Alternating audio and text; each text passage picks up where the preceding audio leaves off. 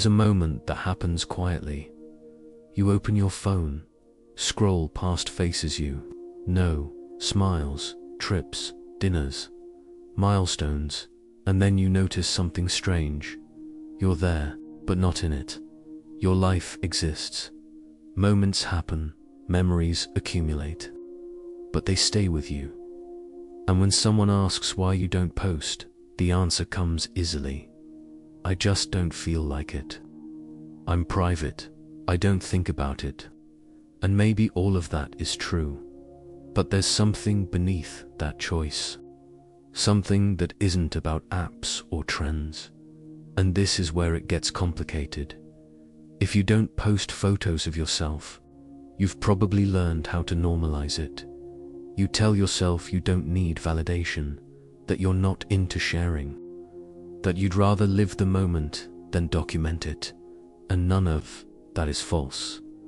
But this isn't the part people talk about, because if you sit with it long enough, a quieter pattern starts to appear. You don't just avoid posting, you avoid being seen in a certain way.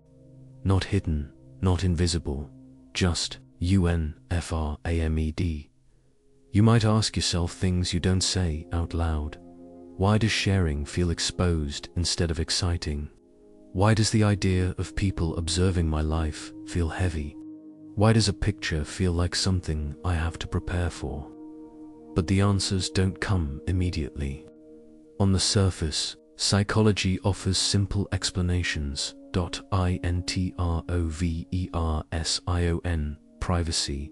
Low need for external approval, and those explanations make sense, but they only skim the surface, because there's a quieter reason beneath this one that has less to do with attention and more to do with control.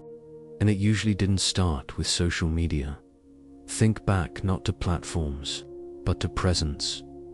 Moments when being seen came with expectation, when attention felt evaluative, when how you appeared mattered more than how you felt.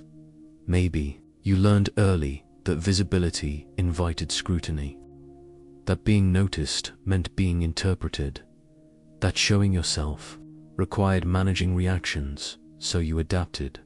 You learned to keep your inner life intact by not externalizing it, to experience things fully without turning them into something others could comment on, to protect moments by keeping them unobserved. Over time, that instinct stayed with you. This is the part people often misunderstand. Not posting photos isn't always about modesty or distance. Sometimes it's about ownership. Photos freeze moments. They turn experiences into objects. They invite opinions, assumptions, and comparisons. And for someone who learned to value emotional safety, that can feel like too much weight placed on something personal. So you keep your life fluid, unmeasured, unranked, unreacted to. You don't need your memories reflected back to you to know they mattered. But here's the conflict, because part of you does want to be known. You want connection, recognition, understanding. You just don't want it filtered through likes, captions, or algorithms. You want to be met in conversation, in shared silence, in moments that don't need proof, so you stay present, but unposted, visible to the people who are actually there.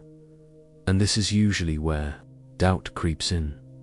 You wonder if you're missing out, if you're being overly guarded, if you're holding yourself back. But that's not the truth, and it never was. The deeper psychological truth is quieter. People who don't post photos often have a strong internal sense of self, not rigid, not defensive, just internally anchored. They don't rely on external mirrors to confirm who they are.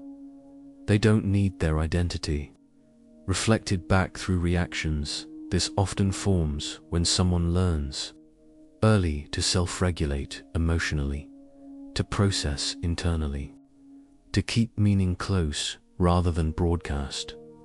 It's not avoidance, it's self-containment. And here's the part. Almost no one says out loud, "Not posting doesn't mean you're hiding." It often means you're protecting your relationship with your own life, protecting moments from becoming performative, protecting joy from being flattened into content. You're not rejecting visibility. You're choosing where it happens. Still, there's tenderness here, because sometimes you do feel outside the flow. You see others sharing easily, being celebrated instantly, feeling connected through visibility, and you might wonder if staying quiet costs you something. But your nervous system didn't learn safety through exposure. It learned it through presence, through depth, through being known without being watched. There's no instruction waiting at the end of this, no suggestion to start posting, no encouragement to change your habits, just an understanding that the part of you that doesn't share, you'll imagine the same part that values authenticity over performance. You don't disappear from the world.